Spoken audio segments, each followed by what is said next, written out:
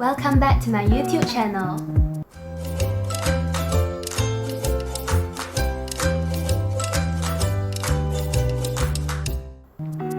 When we want to remember something, most of us usually just read it, reread it, and highlight or underline it. We call this method of revising as passive review. This method doesn't really work and we tend to forget about the facts very soon because it only forms a short-term memory. So today I'll be introducing the most efficient way you can use to revise for your exams, which is active recall. What is active recall?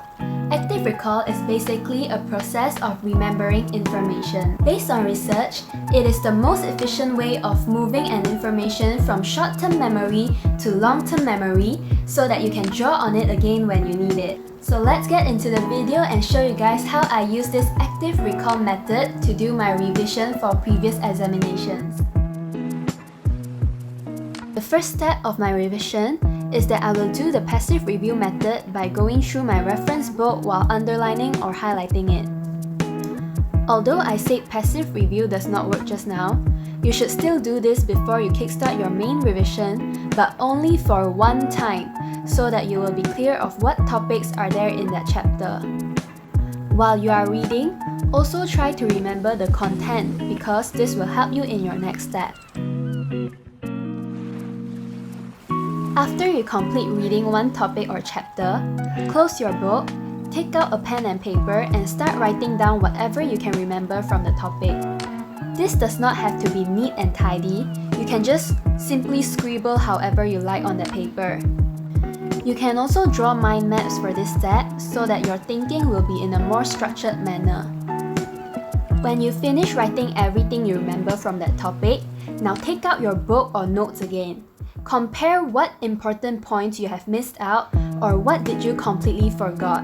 Meanwhile, use a red pen to write down these points in the paper you used just now.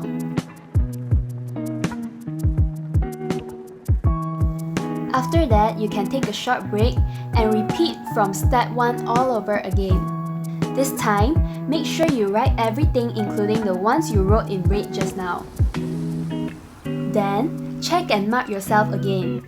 Repeat this process for a few times and you will remember the points better and longer. So the one I'm doing here is an example of me revising for chemistry about cations and anions.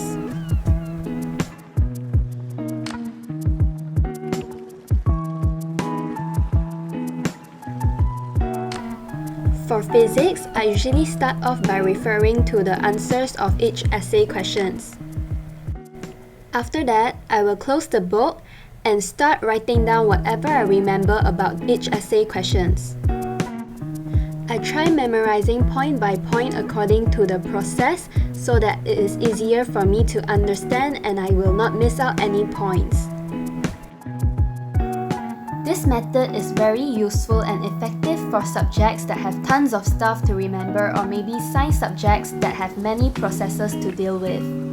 I used this method a lot for my SPM revision last year and it really helps me to remember things faster. For essay writings, I also use a similar method but more to drawing a spider diagram. I will think of some essay topics that are likely to come out in exams, then draw a spider diagram to plan out what I will write for each paragraph and some vocabs or nice phrases that I will use for each point. This way helps you to get ready for any factual essay topics that will come out in exams so that you will know what points to write in the real exam later. You can also go search for example essays or contoh karangans, read it, then only draw the spider diagram if you can't think of any points yourself. I use this method for my language subjects which are BM, English and Chinese. I usually use it more for BM and Chinese because I write factual essays for these two, whereas I usually write story essays for English. The one I'm doing here is a BM essay for Semangat Kejiranan. After doing all the steps above, you can try out this method called Rethink Method. Rethink Method means that you are testing yourself inside your mind.